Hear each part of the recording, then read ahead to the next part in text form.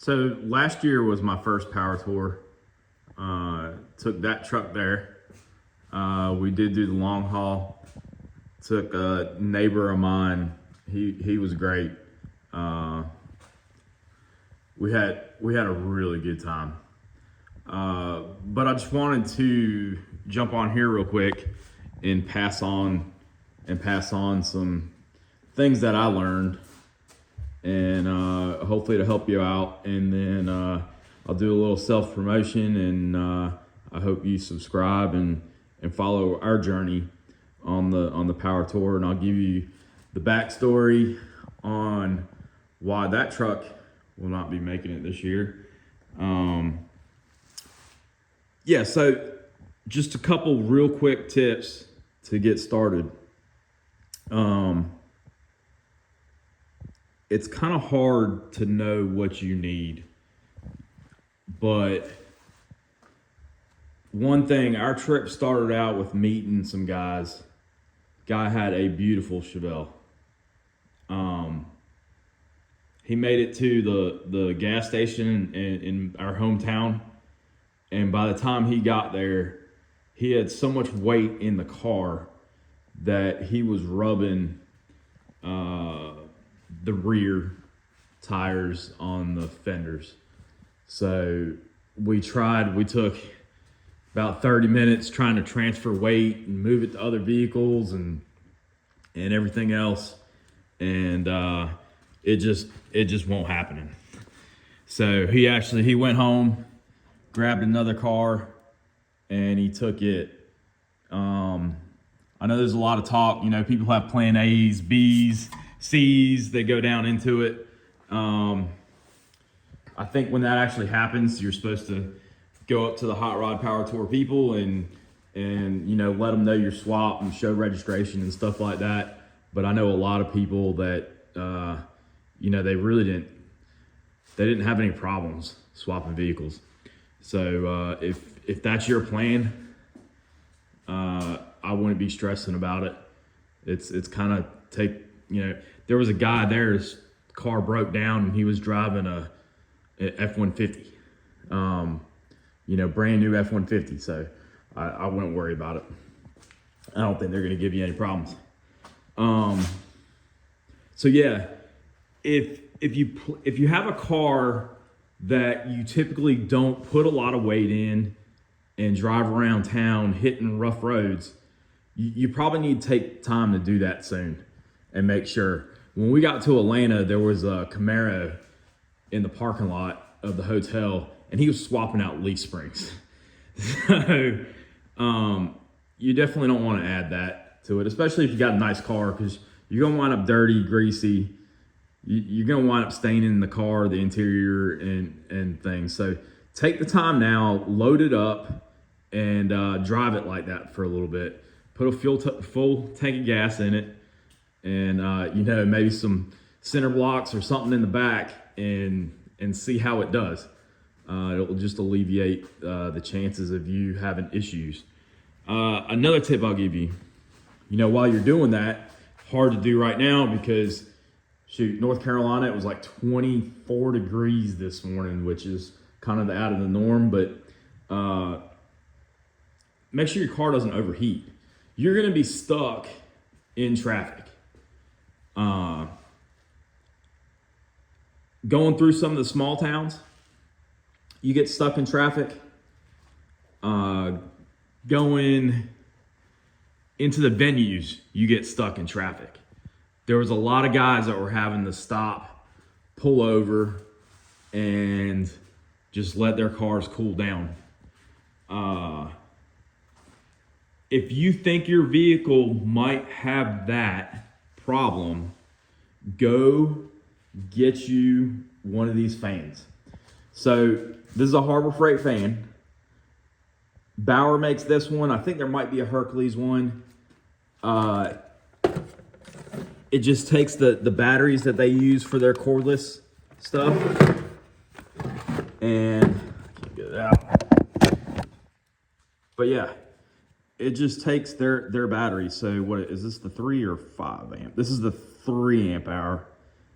I've also got a 5. if you have 2 to 3 of these batteries, for one, when you're sitting at these venues, most of these venues, I don't know about the ones we're going on this year, but most of these venues are on the asphalt. It's hot. Some people bring shade tents. I think people make other people nervous with those, especially around nicer cars. Me driving that truck, we did have our shade tent, but that truck's a patina truck. Scratching it actually adds character. So I had it tied down to the truck so it wasn't going anywhere.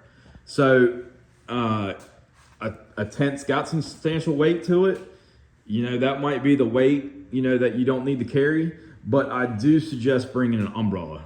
Bring an umbrella, because umbrella, if it rains, you can shield yourself from the rain. If it's sunny outside, you've got some shade with the umbrella. So that might help. But the fan will keep you cool. And then where I was going before was, if your car's overheating sitting in traffic, that fan might help you out. Maybe pop the hood, put it going on the radiator. Yes, dogs are not allowed on the Power Tour, and I definitely don't want to bring him. All right. Let's see. When it comes to overheating, my truck, that's actually a Coyote swap truck. It runs cool. I've never had issues. We did get in traffic once where I was behind a 3rd generation Camaro, and the exhaust came straight out the back. And I found out that if I was a little too close to him, that I saw my temp increase. So I had to give a little bit following distance in order to decrease my temp. So that's something to keep in mind too. Make sure you put your radiator, make sure you give yourself plenty of space in front of people to keep your car cool. All right, so yeah, just some thoughts there. And then the last thing I'll talk about is, here. I think last year's big fiasco, it seemed like, was the long hauler t-shirts. If you want a long hauler t-shirt, take the first opportunity you can to stand in that line and get it, because I didn't get one. I know supposedly they came out with them after the fact, but I never jumped online and got it. I did buy this cup. I really like this cup. Unfortunately, the quality is lacking a little bit. Maybe it's not dishwasher safe or something, but yeah, you might want to avoid the cup. It looked great in the display case, like it's one of those like vacuum type, you know, Yeti or Arctic or something like that. But no, it's just a cheap tumbler with some sort of wrap on it and plastic inside. So a little disappointed there. Yeah, so that's it for the tips. So yeah, I drove that truck last year. It did great. The biggest problem I had was I tore off some of my window tint trying to put my phone mount on the windshield. But other than that, it did great. Actually got invited out with the Detroit Steel Wheel people. That's how I got that photo. Their PR girl, Emma, took that for me, and I absolutely love it. The 10 is cool. It's a little big. If you're doing something like flying in or something like that, that might be a challenge carrying it back, because even I didn't really have a place I felt safe with it, and I actually stuck it up against the headliner and wedged it up there, but it made it home.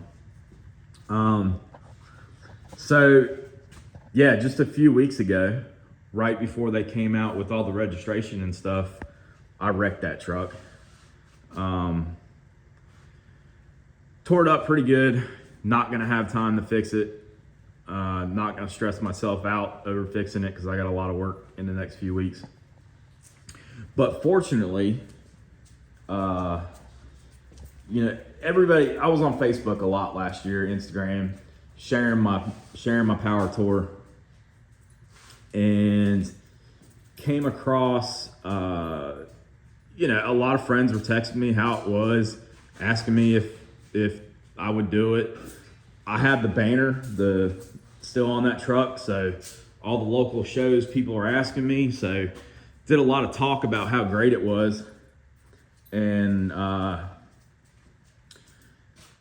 was on the Facebook site the other day, noticed a buddy of mine that I met a number of years back, all the way from Canada, so found out he was going.